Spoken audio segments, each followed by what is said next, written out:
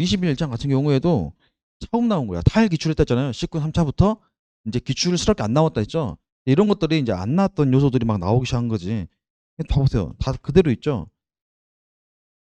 이미 이거는 수업을 할 때 제가 이미 다 타가 어떤 건지를 설명한 다음 했는데 어쨌든 우리 객관식 문제집도 다 안에 있고 21 2차 때 처음 나온 거예요. SCR이라는 전기파 나왔는데 이것도 우리 객관식 문제집에 다 있는 그대로 있는 거에 나왔습니다.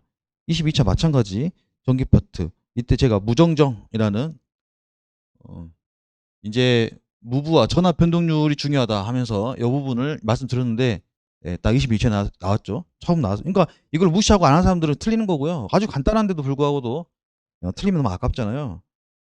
자, 22년 1차 마찬가지 동기발전기 22년 1차 여기 보면 제가 수업할 때 중권 파권하면서 설명해 드리는데 우리 있는 거 다 설명해 드려요. 근데 이게 이번에 처음 나왔었어요. 이거는 다 어려워하겠죠. 무슨 말인 거 하고.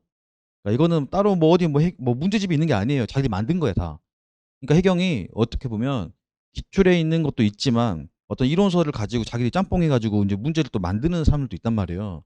그러니까 이걸 대비했을 때는 우리가 이론서 중심으로 하는 것도 그건 당연히 베이스니까 그게 이런 식으로 나오니까 꼭 이론서도 같이 이렇게 봐야 된다는 거.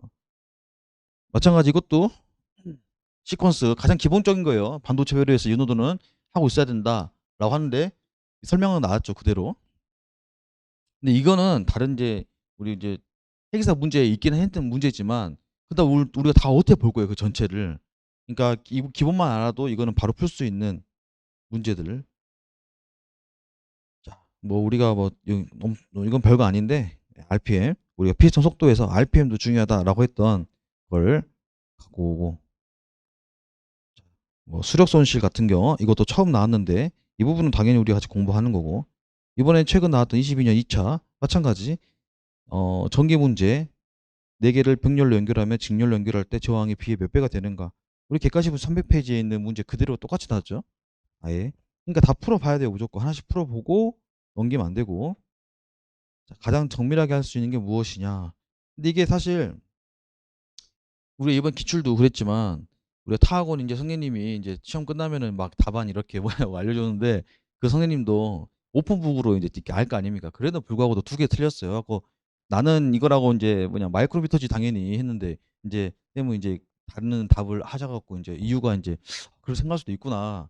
이게 뭐 내 건가 외 건가 할 수도 있고. 근데 해경 스타일은 그렇게까지는 안 가고 아주 단순하게 그러니까 이런 거는 우리가 이제 버니어 캘리퍼스가 뭔지 실리너 게이지가 뭔지 그다음에 뭐 줄자가 뭔지 이런 거잖아요. 근데 우리가 사실 여기서 줄자 강철자 이건 자는 이것보다는 당연히 큰 거잖아요. 길이가. 그러니까 2개 중에만 비교할 수 있으면 되는 거니까 사실 어려웠던 문제는 아니에요. 그리고 우리가 윙큐 같은 거 보면은 여기에 이런 공구 문제가 엄청 많이 나와요. 제가 어제도 살펴봤는데 그러니까 이 공구 문제를 제대로 안 본 사람들은 그냥 답만 외운 사람들은 뭔지 모르잖아요.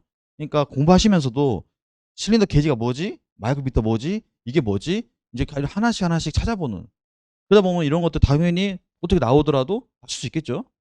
그러니까 이런 식으로 이것도 마찬가지. 시험에 한 번도 안 나왔어요. 처음 나왔어요. 이제 이번 기출에. 근데 제가 맨 수업 때 하는 거예요. 저합수가 뭐고 봉수가 뭐고 이거를 알아야 한다. 기능이 뭔지 알아야 한다. 그래서 제가 이번에 그 우리 시험 치기 전에 2주 전에 제가 전국 모의고사 했잖아요. 전국 모의고사 해가지고 이문캐 냈지 않습니까? 이걸 제가 만든 문제인데 이렇게 했더니 어떻게 했어요? 시험 때 나왔죠. 이렇게 저합수 봉수에서 나왔던 문제. 그러니까 형태만 다를 뿐이지 저합수, 보합수, 치환수 이런 게 뭔지 알면은 그러니까 이걸 기능을 모르고 그냥 단순히만 외우시면 안 되죠. 자, 기출 결론은 제가 잡아준 영역에서 이해 중심의 학습을 하고 그다음에 자 이게 중요해. 자, 일단은 이해 중심으로 공부를 해야 된다. 영역을 넓히지 마라. 제가 잡아준 범위만 보셔도 충분하다. 알았죠?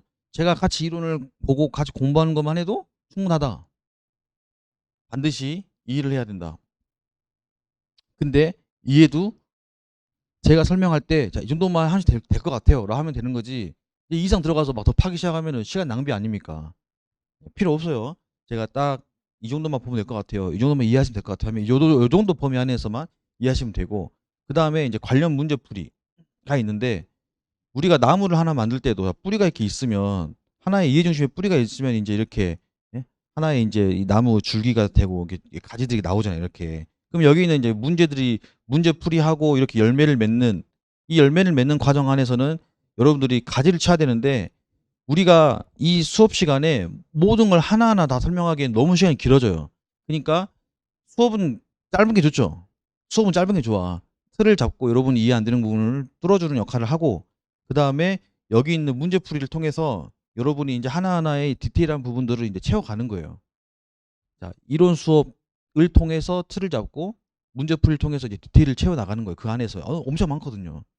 다른 거와 다르게 요 과목은 특이한 게 하여튼 세제적인 이런 문제들이 많아요. 그러니까 문제를 풀 때 제가 어떤 문제지만 풉시다 하는 게 있으니까 그 정도만 푸셔도 충분합니다. 그래서 마지막에는 여러분 시험에 가까울수록은 기출 문제를 주로 많이 보셔야 되는데 제가 다 표시하지 말했잖아요. 다 표시하면 안 돼요. 표시하지 말고 기출 문제집 있는 거 보면서 내가 그냥 맞았는지 틀렸는지만 확인하시면 돼요.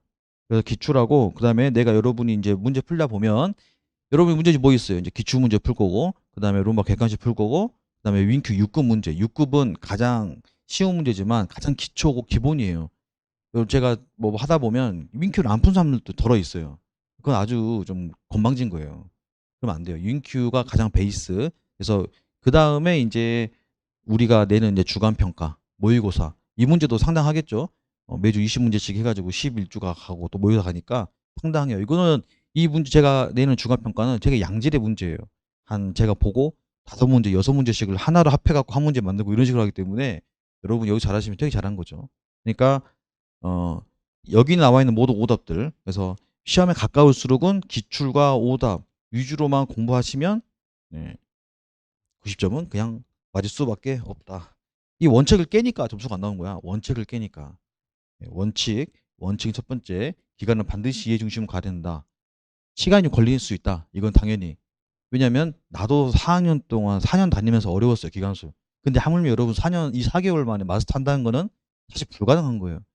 그냥 기간도 만져보고 뜯어보고 막 이래야 이해가 빠르지. 지금 뭐 영상 그림만 보더라도 물론 간접으로 보겠지만 한계가 있는 거예요. 그러니까 이걸 인정하라고요. 이걸 여러분 왜 난 안 될까 생각하지 말고 원래 기간술이 그런 과목이야. 그러니까 완벽하게 이해하기보다는 그냥 시험 문제가 왜 문구가 이게 1번이 틀리고 3번이 틀리고 이게 맞는지를 이해하는 정도의 학습을 하는 거지 우리가 진짜 해기사스럽게 실무의 과정 가는 게 아니라는 거예요. 그러니까 여러분들이 이 이해라는 것도 어느 정도 문제 맞출 수 있는 정도의 이해는 하라 이 뜻입니다. 그냥 기간수를 공부하다 보면 스트레스 받는 분들이 이해가 잘 안 된대. 근데 그 이해가 하려고 제가 여기 그 저번에 그 우리 이제 해수부 그다음에 지방직 이번에 서울시까지 세 개를 합격한 이 강땡경이라는 친구가 있는데 그 여자랑 통화를 하다가 쌤 이번에 서울시 공무원 서울시가 좀 어렵거든요. 합격했어요라 하길래 뭐 이번에 세 번째 합격했네 하니까 그 친구가 이제 아 쌤 기간수를 하도 많이 봐서 쌤이 수업하면 다음에 뭐가 무슨 말 할지까지 다 외워버렸다 할 정도로 그 친구 배를 안 탔거든요. 그러니까 와 진짜 대단합니다 생각했어요. 그러니까 이 수업을 최소한 한 번이 아니라 기본 두 번, 세 번, 네 번 볼 생각으로 하는 거예요. 이걸 한 번은 다 이해가 안 돼요. 원래 그런 거예요. 그러니까 이해가 안 돼도 넘어가고 또 다음 들으면서 이해하는 거고 또 한 번 이론도 정독하고 문제 풀고 또 강의 보면 또 달라 느낌이. 아, 쌤 말이 이래서 이렇게 이렇게 해서 이렇게 진행을 하셨구나. 지금은 듣다 보면은 어느 한 파트 이해가 안 돼. 그럼 이해가 안 돼. 뇌정지가 와. 그럼 내가 다음 말 하더라도 그게 안 들어오죠, 사실. 저기 뭐였지만 꽂혀갖고 계속 안 들려. 들다 보면 흘러가서 시간이. 원래 그래 수업이. 그러니까 그냥 넘어가고 다시 들어 생각하고 들다 보면 이렇게 해서 야 이래서 되는구나. 이게 되는 거니까 자주 볼 생각하고 그렇게 공부를 하면 되겠습니다. 자, 이제 우리 해수부하고 이제 관세, 지방직을 준비하는 분들도 이 강의를 보고 있단 말이죠. 근데 내용은 똑같아요. 기간수나 내용은 똑같고 해수부는 총 3문제가 나오거든요. 해양수산부는 3문제인데 요 안에 이제 1번 안에 각가지 문제, 2번 안에 각가지 문제인데 대부분 다 쉽게 나와요. 어렵게 나온 적이 없었어요, 아직. 그러니까 이론 강의를 들은 다음에 반드시 본인만의 노트를 만드는 거. 그리고 시험 범위는 이 지금 강의하고는 동일합니다. 그리고 회사고 교과서 꼭 구입하셔가지고 회사고 교과서는 꼭 같이 가야 됩니다. 같이. 그다음에 관세 지방직 공무원은 이론 강의를 들은 다음에 문제집은 저희 거를 볼 필요 없이 그냥 회계사 6급, 5급 네, 이 정도 위주로 보시면 충분해요. 어렵게 안 나오고 여기는 다 객관식인데 아주 쉽게 나온다는 거. 그래서 틀리면 안 됩니다. 그래서 절대 틀리지 않도록 내가 쉬운 문제 중에 뭘 틀렸는지 꼭 체크하신 다음에 가면 되겠습니다. 회계사 문제가 19년도부터 출제 경향이 점점 어려워지고 있으니까 예전 회계사 문제 보시면 안 되고 요즘 나온 6급, 5급 위주로 공부를 하시면 되겠습니다. 특히 5급 위주로 시험이 나오니까 이렇게 하면 된다. 그러니까 우리 해경 기출 문제는 볼 필요 없다. 여기 준비한 사람들은 해경 스타일의 문제가 아니라 여기 회계사 문제 스타일로 공부를 하시라 이 뜻이고요. 해수부는 주관식이니까 이론한 다음에 반드시 본인만의 노트를 만들어라. 근데 여기서 출제를 사람들이 채점할 때는 처음에 그 글씨를 보거든요. 그러니까 글씨체가 나빠도 채점하는 사람들이 예를 들면 피스토닝을 쓰는데 이렇게 피스토닝을 써버렸다. 그러면 이 채점하는 사람은 이게 피스토닝인지 뭔지 잘 모르기 때문에 그냥 X 돼버린죠. 나는 피스토닝 정답을 썼는데 이걸 X로 쳐도 된단 말이야. 이게 다 수작업이야. 해수부는 채점이 수작업이야. 사람이 한단 말이죠. 그러니까 절대로 글씨체 연습을 꼭 하셔야 됩니다. 특히 우리 회계사 남자분들이 우리 악필들이 많아. 그러니까 이 글씨체를 꼭 연습하시고 그 다음에 필요한 단어들이 있어요. 핵심 단어들. 이 단어들이 이게 들어가면 3점, 이게 들어가면 2점, 이게 들어가면 1점 이런 식으로 해놨어요. 교수님이 내는 사람이.